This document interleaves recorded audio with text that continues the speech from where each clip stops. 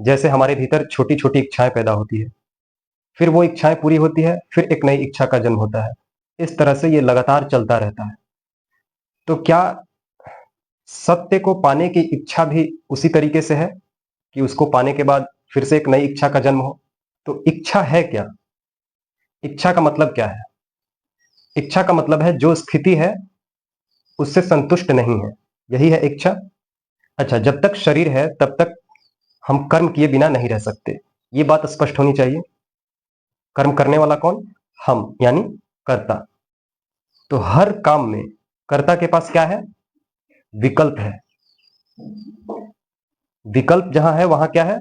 चुनाव है। जहां विकल्प वहां चुनाव।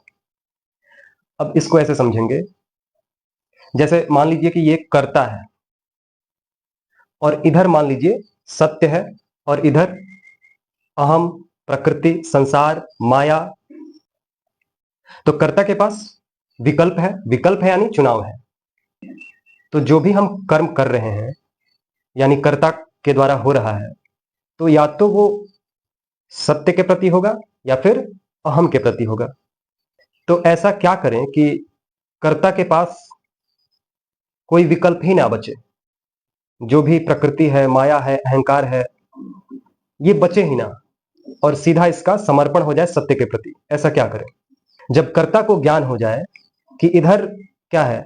अहंकार है, बंधन है, माया है, खाई है, संसार है, और इधर प्रकाश है, सत्य है, आत्मा है, परमात्मा है। जब इसको ये ज्ञान हो जाएगा तो फिर इसका क्या होगा? समर्पण हो जाएगा सत्य के प्रति। अब समर्पण,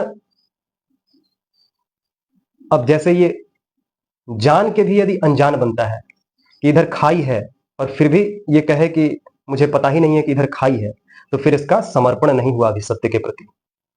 सत्य के प्रति समर्पण का मतलब ही यही है कि इसको ज्ञान हो जाए कि इधर खाई है, इधर नहीं जाना है, इधर अंधकार है, इधर नहीं जाना है। अब ये सिर्फ समझने के लिए बता रहे हैं, ऐसा नहीं कि अब संसार से विमुख हो जाना है, संसार का त्याग कर देना है, ऐसी बातें नहीं। जो भी हम कर रहे हैं वो कैसे सत्य के लिए हो या सत्य के द्वारा संचालित हो, सिर्फ ये समझने का प्रयास कर रहे हैं। तो जब इसको ज्ञान हो गया कि इधर खाई है, इधर अंधकार है, इधर अहम है, इधर माया है, तो ये क्या करेगा? सत्य के प्रति अब इसके पास कोई विकल्प ही नहीं बचा। इधर कोई कुछ है ही नहीं, तो ये किधर को जाएगा? इधर को ही जाएगा। कोई विकल्प है ही नहीं, तो विकल्प नहीं है तो चुनाव नहीं है, और जहां चुनाव नहीं है वहां इच्छा नहीं है। यदि कर्ता सत्य के प्रति समर्पित हो जाए तो वहां कोई इच्छा नहीं है। फिर हम ये नहीं कह सकते कि सत्य को पाने की भी एक इच्छा है। ये इच्छा नहीं है, ये समर्पण है, क्योंकि यहां कोई विकल्प नहीं है।